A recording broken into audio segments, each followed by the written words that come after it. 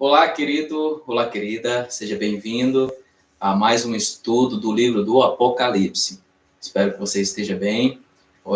Ontem começamos aqui a nossa transmissão desse estudo de um livro maravilhoso e sabemos que o livro do Apocalipse é um livro para pessoas vencedoras, para pessoa feliz. Se você chegou aí e já está ao vivo, deixa seu comentário, comenta, fala aí para a gente saber com quem a gente está conversando, com quem a gente está alcançando. E se você também tem um amigo que tem curiosidade sobre o livro do Apocalipse, eu convido a você a estar compartilhando essa transmissão. E depois, logo após essa transmissão, ficará salvo o link do estúdio, o vídeo do estúdio. Então, queridos amigos, hoje iremos falar sobre as 7 igrejas do Apocalipse. Iremos entrar em mais um tema muito importante para a nossa vida. Hoje iremos ver muita história, iremos ver aqui sobre Constantino, sobre a prisão do Papa Pio VI, iremos falar sobre a reforma protestante. Então, queridos amigos, prepara teu coração para o estudo desta noite. Ontem, só lembrando, ontem falamos um pouco sobre João, sobre a revelação do Apocalipse, que é Jesus Cristo, e Jesus Cristo se revela a João, e ele, através do seu livro do Apocalipse, transmite cartas para mim e para você. Mas vamos lá? Vamos começar o nosso estudo hoje, as 7 igrejas do Apocalipse. Queridos amigos, hoje iremos retomar o nosso estudo, só que agora no capítulo 2 do livro de Apocalipse. Você está com sua Bíblia aí? Eu convido a você a pegar a sua Bíblia, pega a sua Bíblia, se prepara. Convido você também, você que gosta de anotar, convido você a pegar uma caneta, um papel, para que você possa anotar todo o conteúdo que estaremos falando aqui. Então, pegue sua Bíblia, e o tema de hoje é sobre as 7 igrejas do Apocalipse. Sejam bem-vindos novamente, todos aqui são bem-vindos a estar junto com a gente para louvarmos o nome de Deus através da adoração, do estudo da palavra de Deus. Queridos amigos, hoje o capítulo de estudo é o capítulo 2 e o capítulo 3. Veremos uma mensagem destinada a essas igrejas, as 7 igrejas. Por que Deus escolheu essas igrejas em específico para enviar esta carta? E qual a mensagem para os seres humanos nos dias atuais? Qual que é a mensagem dessas cartas para as igrejas, para os nossos dias, para o meu e o seu dias? Mas antes disso, antes de abordarmos o tema, iremos orar, iremos falar com Deus, para que Ele venha habitar entre nós, na minha casa e na sua casa. Vamos falar com Deus? Feche seus olhos, oremos. Senhor Deus e meu Pai, te pedimos, Senhor, nesse exato momento, que o Santo Espírito venha abrir a nossa mente, o nosso coração, para que possamos entender e compreender a Tua santa palavra, Senhor. Me usa aqui, Senhor, ungido por Ti, para que possamos compreender. Que possamos aqui, Senhor, nos atentarmos aos detalhes dos finais dos tempos. Vem estar conosco em nome de Jesus. Amém. Bom, queridos amigos, ontem eu estive um pouco nervoso e hoje eu já estou mais tranquilo, né? Mas o nervosismo em falar sobre a Bíblia é grande, é gigantesca, mas vamos aqui fazer a parte que nos corresponde. Queridos, nós voltaremos para a ilha de Patmos, onde Jesus visitou a João. Então, abra sua Bíblia em Apocalipse, capítulo 1, verso 10 e 11, e vamos ver o que tem escrito lá. Vamos recapitular o que vemos ontem. Olha só o que fala no verso 10 e 11. João falando: achei-me em espírito no dia do Senhor, que era um sábado, e ouvi por detrás de mim, Jesus falando para ele, em grande voz, como de trombeta, dizendo: o que vês, o que ele olha, escreve em livro e manda às 7 igrejas, que é as 7 igrejas: Éfeso, Esmirna, Pérgamo, Tiatira, Sardes, Filadélfia e Laodiceia. Um grande arqueólogo chamado William Ramsay escreveu: no tempo de João, a província da Ásia estava dividida em 7 distritos postais, cada um tendo com seu ponto de partida uma das 7 igrejas mencionadas no Apocalipse por João. Então, aquele arqueólogo, depois você pode procurar, William Ramsay, ele escreve então que no tempo de João havia 7 distritos, que eram as 7 igrejas do Império Romano. Então, aqui se dizia, nesse tempo aqui, a Ásia Menor. Essas igrejas existiam nos dias de João. e simbolizam para nós hoje 7 períodos pelos quais passaria a igreja cristã, da primeira até a segunda vinda de Cristo. Então, queridos amigos, estamos vendo aqui a situação, iremos aqui entrar na história, no presente e no futuro. Olha só que bênção. Iremos descobrir o que aconteceu, os detalhes da história, iremos descobrir o que está acontecendo no nosso presente hoje, e iremos descobrir também o que vai acontecer no futuro. E as cartas foram enviadas a essas igrejas, especificamente para essas igrejas dos Apocalipse. Éfeso, Esmirna, Pérgamo, Tiatira, Sardes, Filadélfia e Laodiceia. Mas aí fica a pergunta, por que foram enviadas essas cartas a essas igrejas? Porque elas estavam passando por momentos espirituais que falariam também para os tempos futuros, como os nossos tempos. Então, iremos descobrir em qual igreja estamos, em qual igreja dessas daqui das 7 estamos hoje vivendo, que estamos se assemelhando no tempo atual. Então, vemos 7 igrejas no tempo de João, que iria definir o que vai acontecer com a igreja no período histórico e futuro. Iremos ver as características das igrejas e os tempos determinados da história que elas se aplicam. Os elementos comuns que iremos ver nessas cartas aqui para as igrejas, o primeiro elemento é que tem a apresentação daquela igreja.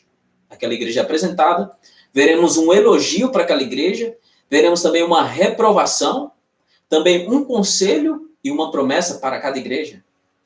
Então esse vai ser o padrão, esse é o padrão que Cristo escreveu para cada uma igreja. E vamos começar então por Éfeso. Vamos começar por Éfeso. Pega a tua Bíblia, capítulo 2. Está no primeiro verso aí, capítulo 2, verso 1. Ao anjo da igreja em Éfeso escreve. Mas vamos entender. Éfeso era uma das cidades mais importantes das províncias de Roma. Então, Éfeso ali, ele tinha uma grande importância na província. Ela era importante por quê? Porque ela tinha porto, um porto marítimo, era um centro de negócios. O evangelho chegou nessa cidade, na cidade de Éfeso, pelo apóstolo Paulo. Exatamente. Descrito em Atos, capítulo 18. Você pode depois estar lendo em Atos, capítulo 18. Vemos ali Paulo levando o evangelho para a cidade de Éfeso. Esta igreja, ela representa o período desde a morte de Jesus até a morte de João, o último apóstolo, do ano 31 até o ano 100. Então, vemos aqui o período dessa igreja, né, da espiritualidade dessa igreja, desde a morte de Jesus até a morte de João, que foi o último discípulo. Então, corresponde essas datas, né, do ano 31 até o ano 100, corresponde à igreja cristã primitiva. Você já ouviu falar sobre a igreja cristã primitiva? Ou a igreja apostólica? Você já ouviu falar? Onde era uma igreja desejável. Era uma igreja desejável, uma igreja fervorosa, uma igreja que todos trabalhavam, todos tinham amor, o primeiro amor. Olha só o que fala no verso 2. Apocalipse, capítulo 2, verso 2, fala assim: conheço as tuas obras, tanto o teu labor como a tua perseverança, e que não pode suportar homens maus. Olha só, não pode suportar homens maus.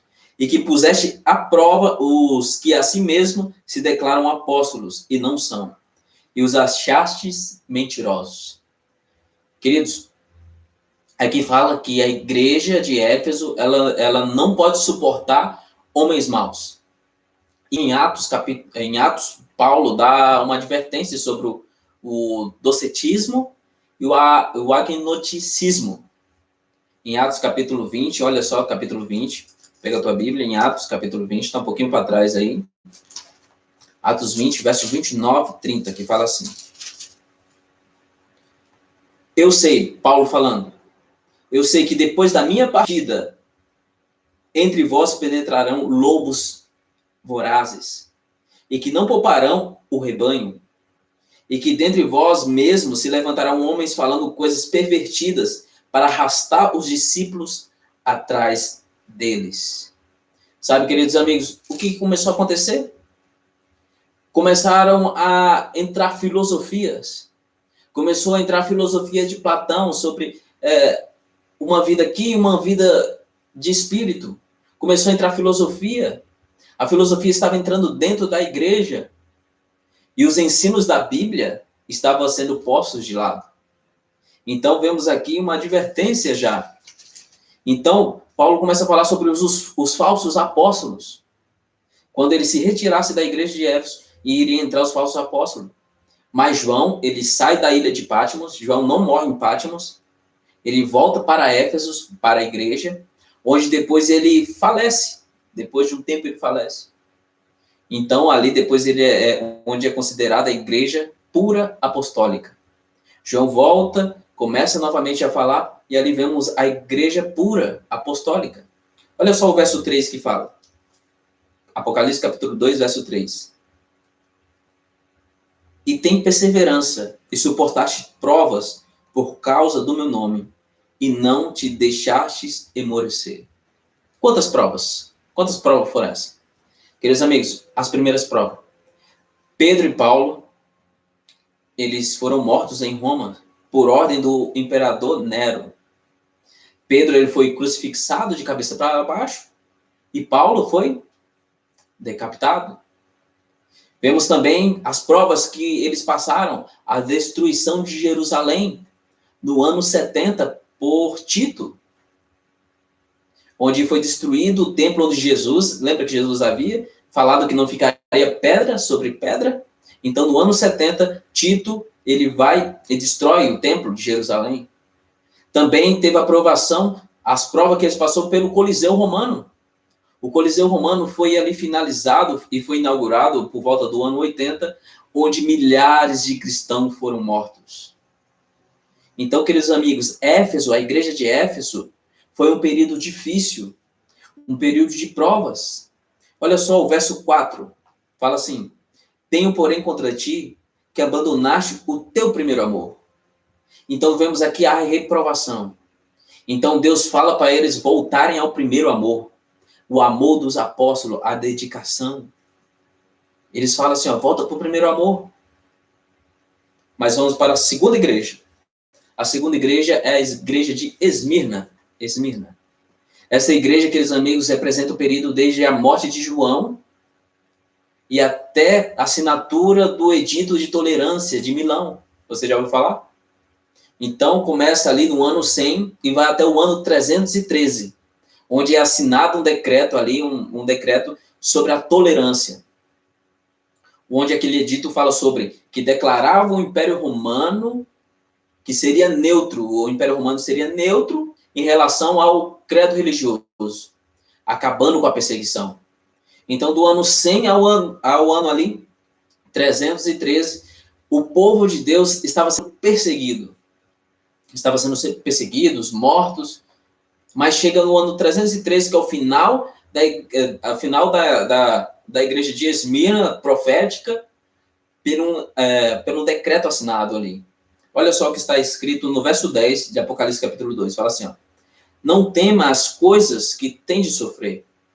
Eis que o diabo está para lançar em prisão algum dentre vós, para que seja posto à prova. E tereis tribulação de 10 dias. Fala aí, olha só o final. Ser fiel até a morte e dar-te-ei a coroa da vida. Querido, aqui começamos a interpretar as profecias do Apocalipse. Então, cada dia que está falando aqui, esses 10 dias, não foram só 10 dias literais. Na profecia, um dia representa um ano literal.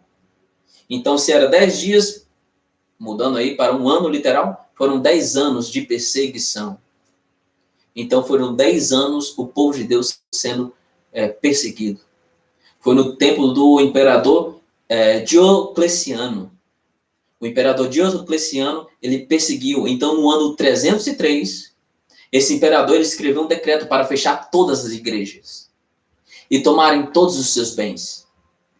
Vamos colocar na mente? Então, no ano 303, o imperador Diocleciano, ele mandou fechar todas as igrejas e mandou pegar todos os bens e começou a perseguir. Então, passados 10 anos, chegamos ao que ano? 303 mais 10? ano 313. E algo extraordinário da história é que no ano 312, olha só, antes de chegar a assinatura do decreto, no ano 312, Constantino, ele teve uma visão. Antes dele ir para uma guerra ali, ele teve uma visão. Ele teve a visão de uma cruz. Teve uma visão da cruz. E uma voz fala para ele assim, ó, por essa imagem, por esse símbolo, você vencerá. E o que ele faz? No outro dia, ele manda pintar todos os escudos dos seus soldados. E ele vence a batalha. E no ano 313, na Itália, em Milão, ele assina o decreto que acabava com a perseguição e os cristãos voltariam aos cultos.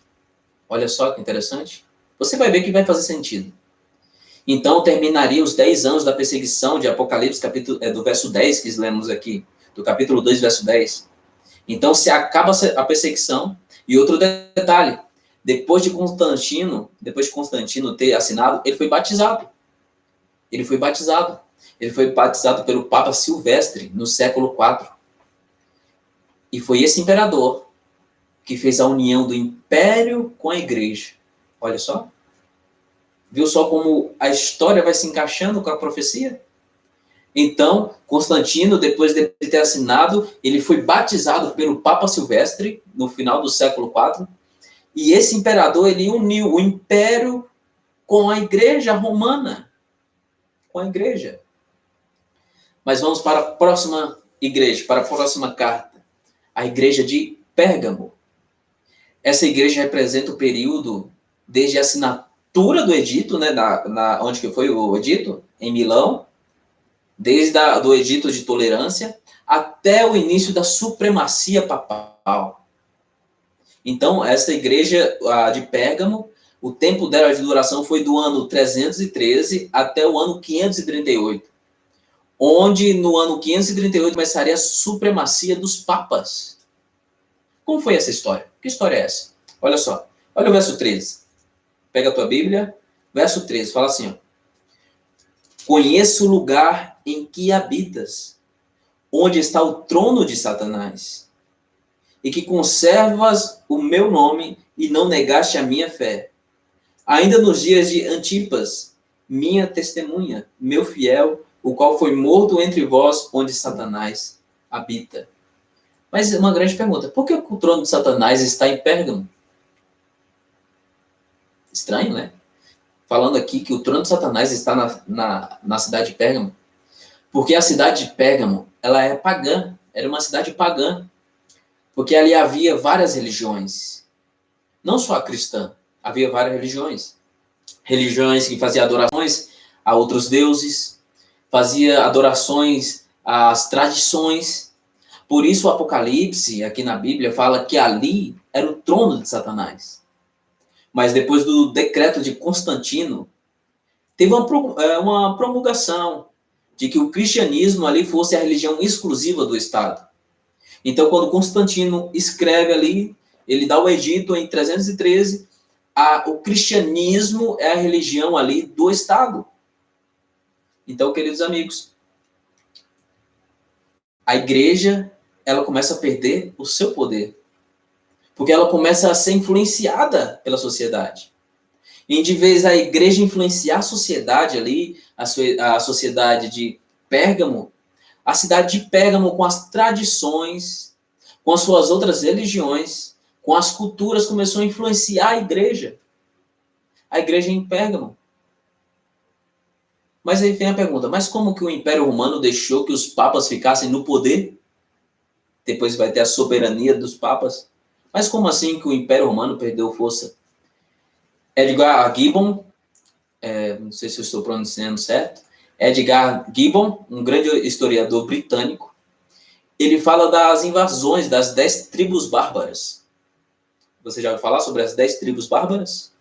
Que vinham do norte da Europa e vinham invadindo a Itália. E eles começaram a minar a autoridade de Roma. Eles começaram a minar de tal forma que o Império caiu. Olha só. Que o Império caiu. Onde Rômulo Augusto, um dos líderes das tribos ali, onde o imperador Rômulo Augusto, corrigindo, ele se rendeu a Odoacro, que era um dos líderes, agora sim, das 10 tribos. Naquele dia, na cidade de Ravenna, no ano de 476. E aí começa o quê? A Idade Média. Começa a Idade Média. Fica a Idade Antiga e agora entramos na Idade Média. E em cada cidade existia um bispo. Depois que fez a divisão, em cada cidade existia um bispo. E aqueles bispos consideravam o bispo de Roma como maior autoridade. E no ano 533, Justiniano declarou o Papa João II como cabeça de todas as igrejas. Então, os outros bispos que estavam nas outras cidades, fora de Roma, ele começa a chamar João II de pai. Em italiano, Papa. Você entende? Então, no ano 533, Justiniano declarou o Papa João II. E das 10 tribos bárbaras, só 3 não aceitaram o Papa. Então, das 10 que estavam ali, 3 não aceitaram e elas foram expulsas. E as outras que sobraram hoje formam a União Europeia. Mas continuemos. Então, 3 que não aceitaram a supremacia, o poder do Papa, elas foram perseguidas. E no ano 538 foi expulsa a última tribo. E no ano 538 se inicia profeticamente a supremacia do Papa. E nós entramos na outra igreja. Agora entramos na igreja de Tiatira. Entramos na igreja de Tiatira. Olha só o verso 20, o que fala. Fala assim, ó. Tenho, porém, contra ti os tolerares que essa mulher, Jezabel, que a si mesma se declara profetiza, não somente ensine, mas ainda seduza os meus servos a praticarem a prostituição e a comerem coisas sacrificadas a ídolos, aos ídolos. Queridos amigos, aqui é o pano de fundo para o Antigo Testamento. É no pano de fundo que nós vemos o Antigo Testamento. Em 1 Reis temos a história de Jezabel, que era casada com o rei Acabe. E essa rainha levou o povo de Deus para o pecado da idolatria, influenciando também o rei Acabe. Então, no período de Tiatira, a igreja começou a ser influenciada das tradições e costumes e que foram se infiltrando dentro da igreja. Então, o que acontece? A igreja deixa a Bíblia de lado e começa a receber costumes e tradições. Mas, queridos, em meio a tudo isso, temos um povo leal à Bíblia.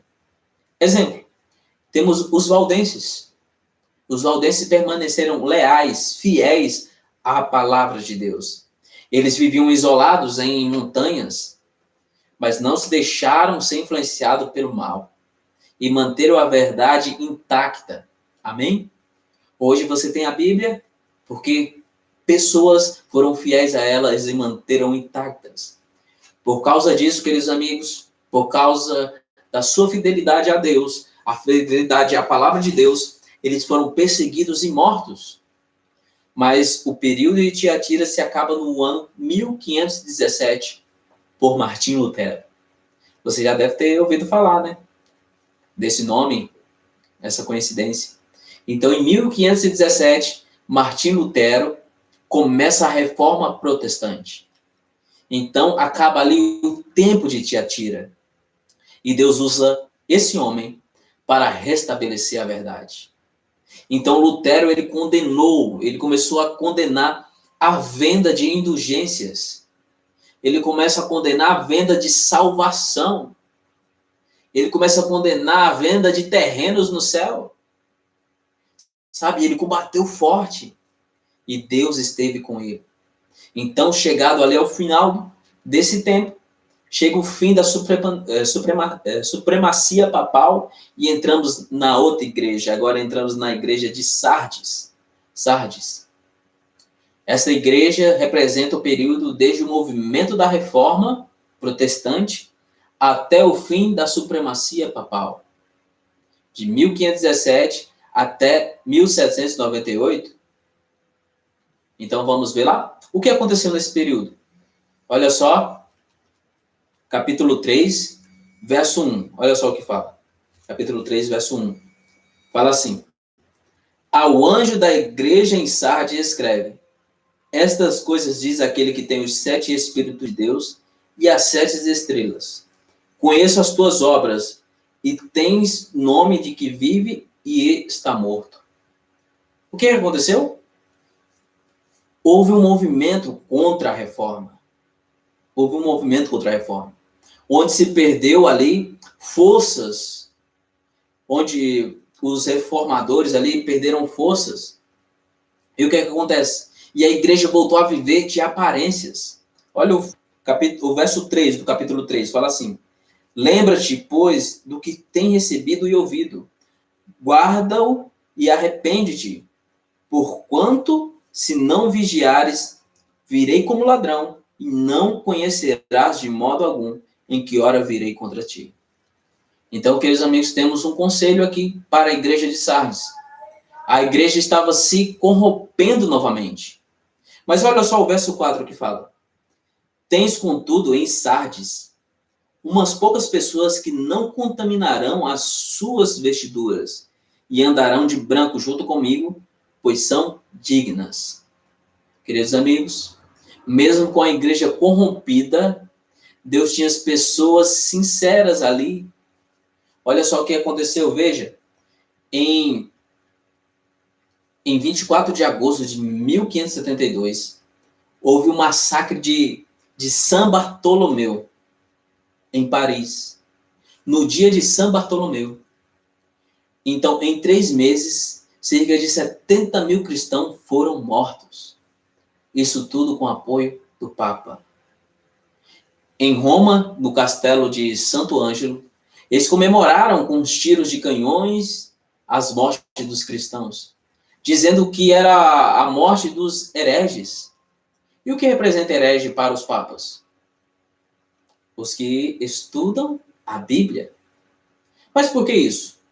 Porque essa perseguição, para que as pessoas permanecerem ignorantes, para que as pessoas permanecessem sem estudar a Bíblia, para que elas continuassem ainda obedecendo ao poder romano, ao poder papal, para que elas ali continuassem sendo mandadas, não tendo conhecimento, para que elas não fizessem rebeliões. Então, esse período de perseguição continuou até o ano de 1798, onde o Papa Pio VI foi preso por ordem de Napoleão Bonaparte. Então, com a prisão do Papa, acabou a supremacia papal. 1260 anos de supremacia. E entramos, então, na igreja de Filadélfia, onde significa reavivamento. Entraremos agora na igreja de Filadélfia, onde significa reavivamento. Então, vemos ali algo novo. De fato, queridos amigos, a igreja estava por passar por um reavivamento. Essa igreja apresenta o período desde o fim da supremacia papal até o grande desapontamento milerita de 1844. Então, assim que termina a supremacia papal, os cristãos voltam ao estudo da Bíblia, em especial o livro de Daniel. O livro de Daniel. Olha só o verso 8 do capítulo 3 que fala: conheço as tuas obras, e eis que tenho posto diante de ti uma porta aberta, a qual ninguém pode fechar, que tem poucas forças. Entretanto, guardaste a minha palavra e não negaste o meu nome. Então, aqui é um elogio. Agora, olha o verso 9. Eis fareis que alguns dos que são da sinagoga de Satanás, desses que assim mesmo se declaram judeus e não são, mas mente, eis que o farei vir e prostrar-se aos teus pés, e conhecer que eu te amei. É uma reprovação. Mas olha só o verso 11. O verso 11 fala assim: ó, venho sem demora. Conserva o que tens, para que ninguém tome a tua coroa. Queridos amigos, nesse período de Filadélfia, há um sincero reavivamento da igreja. E quando eles se maravilham com a promessa do verso 11, que fala lá, o verso 11, venho sem demora. Olha só. E eles se comparam com a profecia de Daniel. Então, Guilherme Miller, um fazendeiro batista, que dedicou vários anos da sua vida ao estudo das profecias de Daniel, ele se encontra em Daniel capítulo 8, 14. Do nada, ele estudando há vários anos, ele aparece com o verso de Daniel capítulo 8, verso 14, e é o tema da purificação do santuário, que nós podemos estudar sobre esse tema detalhado, Daniel, em um próximo estudo, se vocês quiserem, né? Então, se você quiser o estudo do livro de Daniel, comentem aí, eu quero o estudo de Daniel, comentem aí embaixo, coloca, eu quero o estudo de Daniel. Mas voltando, Guilherme Miller, ele tinha concluído que Jesus voltaria. Quando ele compara o verso 11 com o que ele achou em Daniel capítulo 8, 14, ele conclui que Jesus voltaria. E ele ali com outros amigos estudando a Bíblia, ele conclui que Jesus voltaria em 1844. E quando chegou a data, Jesus não voltou. E houve uma grande decepção. Essa decepção marca o fim de Filadélfia. E começa ali o início da igreja de Laodiceia.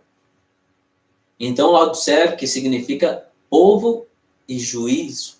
Povo e juízo. Então, vemos aqui uma alusão clara ao juízo investigativo, iniciado no céu em 1844. E o nascimento da igreja remanescente, que está simbolizada na sétima igreja do Apocalipse, na Laodiceia. Então, Laodiceia possui o maior centro bancário. Quando a gente entra na cidade, Laodiceia ela possuía ali o maior centro bancário da Ásia Menor. Laodiceia também era no coração da cidade de Laodiceia, ficava uma das maiores escolas de medicina. Laodiceia possuía também um centro têxtil, que produzia e exportava tecido. Então, o que acontece? Era uma cidade grandiosa, uma cidade de economia boa. E olha só o que o verso 17 fala sobre Laodiceia. Fala assim, ó, pois dizes, estou rico e abastado, e não preciso de coisa alguma, e nem sabes que tu és infeliz. Sim, miserável, pobre, cego e nu. Olha só agora o que o verso 18, um conselho, fala assim, ó, aconselho que de mim compres ouro refinado pelo fogo para que te enriquece, vestiduras brancas para que te vestires, a fim de que não seja manifesta a vergonha da tua nudez, e colírio para ungires os olhos, a fim de que vejas. Então aqui, no verso 18, vemos ali 3 remédios. Qual que foram? 3 remédios? Ouro, o colírio e a roupa. E na cidade, a cidade de Laodiceia já tinha tudo isso, como falamos, né? Laodiceia era rica, tinha um dos bancos ali. O coração da cidade ali tinha uma escola, uma faculdade de medicina, onde eles fabricavam o próprio colírio. Eles também tinham uma fabricação de tecidos. E o que Jesus fala, que Deus fala para a igreja de Laodiceia, é que eles precisam do ouro, eles precisam do colírio e da roupa de Deus. Mas esse conselho que vem de Deus é para os cristãos de hoje. Na cidade já tinha tudo isso. Então, o que representa esse conselho para os cristãos de Laodiceia? Então, preste atenção. É que nós, os cristãos modernos, é que estamos vivendo esse momento de Laodiceia. Nós estamos no período da sétima igreja do Apocalipse. Então, você entende? Nós estamos vivendo esse período. O que representa o ouro? Desses 3 remédios que Jesus está nos oferecendo. Representa fé e amor. O que representa as vestes? A pura justiça de Cristo. E o colírio? O que representa o colírio? O colírio é o Espírito Santo. É o Espírito Santo que pode tirar de nós todo o erro e conhecermos a verdadeira verdade. Amigos, olha que interessante. Laodiceia, ela termina com um convite.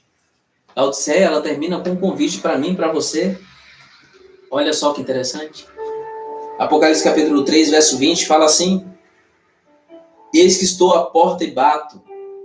Se alguém ouvir a minha voz e abrir a porta, entrarei em sua casa e cearei com ele e ele comigo. Amigos, a igreja de Laodiceia é apresentada como uma igreja morna. É uma igreja com uma fraqueza espiritual. E a solução para essa igreja, onde está? Na porta. Está na porta. É Cristo falando: ei, eu estou na porta. Estou batendo. Se alguém ouvir e abrir a porta, eu entrarei. Você percebe? Cristo, ele não força em entrar na vida de nenhuma pessoa. Queridos amigos, ninguém vai para o céu empurrado. Para todas as igrejas, Deus dá um conselho. E para nós, que estamos vivendo em Laodiceia, Ele oferece ouro, vestes e colírio. A solução, queridos amigos, bate a porta. Bate a porta. Mas você deve estar falando: mas minha igreja está morta, minha igreja está fraca.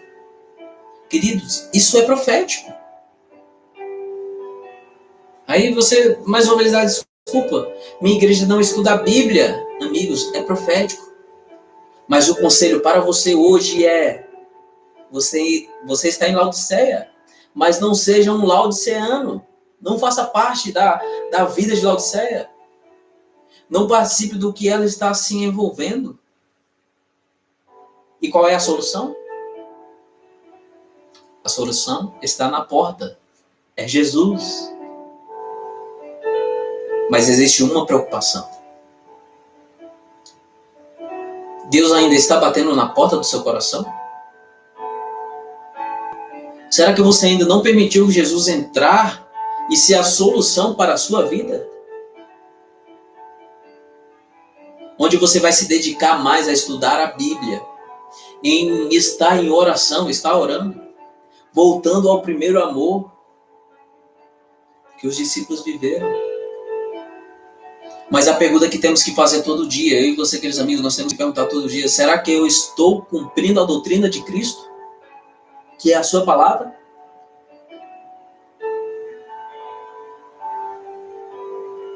Jesus fala: conhecereis a verdade e a verdade vos libertará.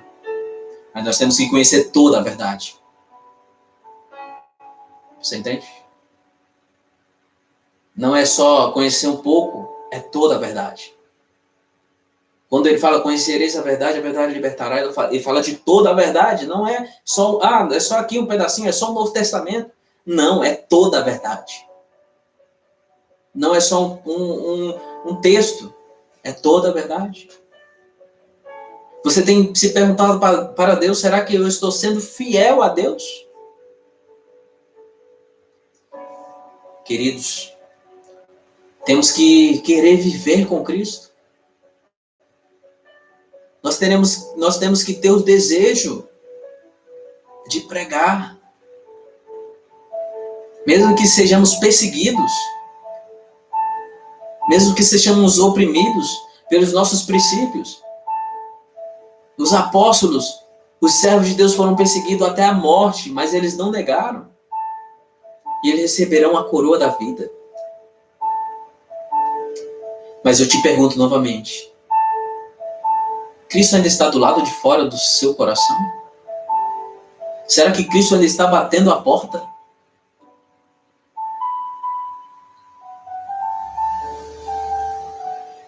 Será que não é o momento de tomar uma decisão? Pense nisso. E se você está sentindo que Deus está tocando no seu coração agora, tome uma decisão hoje.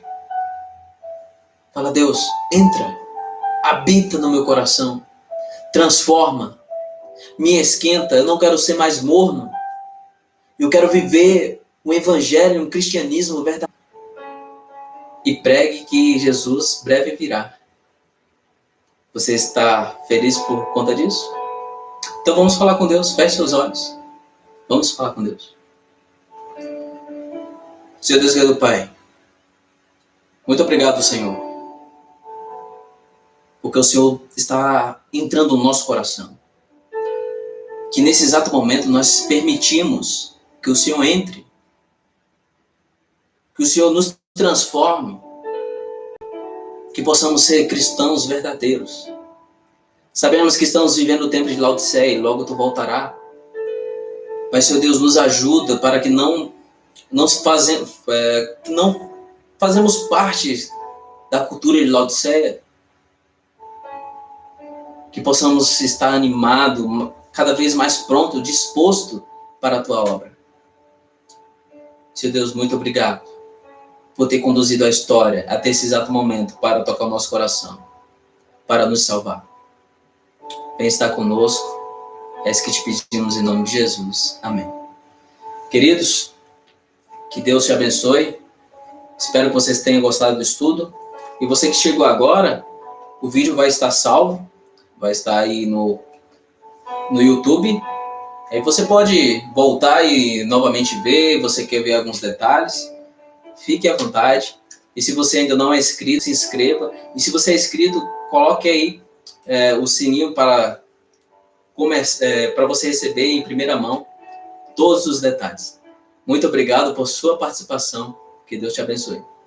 Temos aqui a Anne. Anne, Deus te abençoe. Vamos amanhã novamente estar com mais um estudo do livro do Apocalipse. Até a próxima. Tchau.